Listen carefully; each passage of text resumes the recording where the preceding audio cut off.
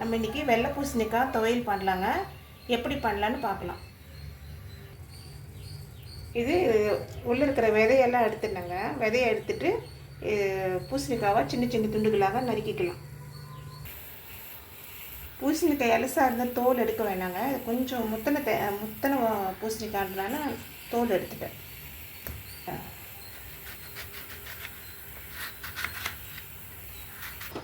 கடாய் சூடாகிடுச்சுங்க. ஒரு 2 table spoon எண்ணெயை சேர்த்துக்கலாம்.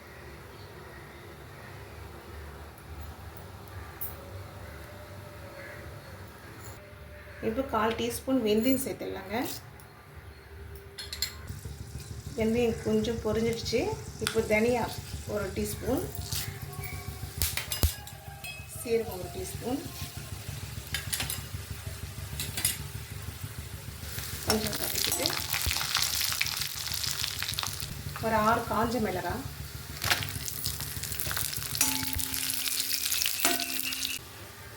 எள்ளு 2 டீஸ்பூனுங்க.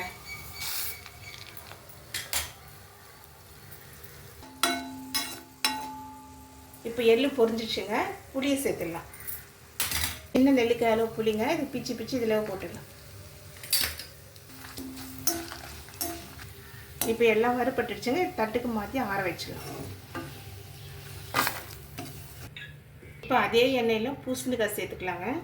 பூசணிக்காவை எலசாக இருந்ததுன்னா தோல் சீவ வேண்டாம். முத்தின பூசணிக்காவாக இருந்தால் தோல் சீவி இந்த மாதிரி நறுக்கிக்கலாங்க. சின்ன சின்ன துண்டுகளாக நறுக்கிக்கணும். இப்போ இதை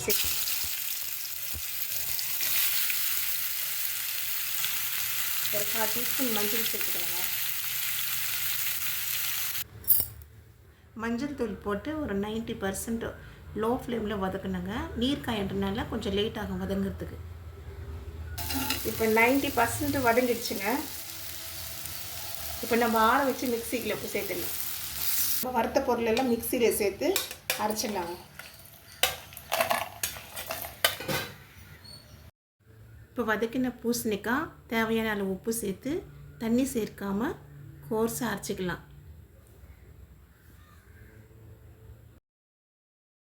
பூசணிக்காயில் இருக்கிற ஈரமே போகிறங்க. தண்ணி சேர்க்காமல் நம்ம அரைச்சோம்னா 2 நாள் வரைக்கும் கெடாமல் இருக்கும். பல்லு பூண்டுங்க, 10 பல்லு பூண்டு இடிச்சிட்டு பாதி நம்ம இதில் சேர்த்துடலாம். அரைச்சி வச்சுருக்கிற பூசணிக்காய் துவையில் பாதி தாளிக்கும் போது சேர்த்துக்கலாம்.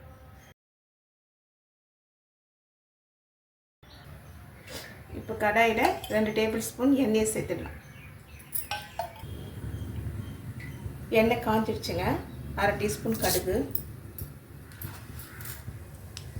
1/2 டீஸ்பூன் சீரகம்.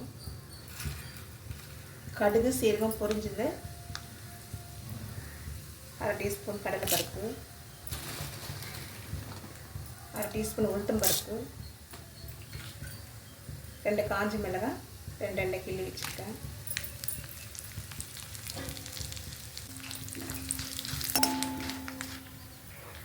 நம்ம இடித்த பூண்டு,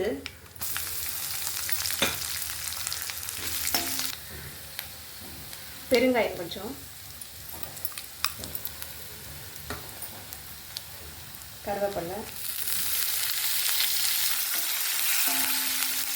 தாளிப்பெல்லாம் வறுபட்டுருச்சுங்க. இந்த பூசணிக்காய் அரைச்சி வச்ச பூசணிக்காவை இதில் சேர்த்துடலாம்.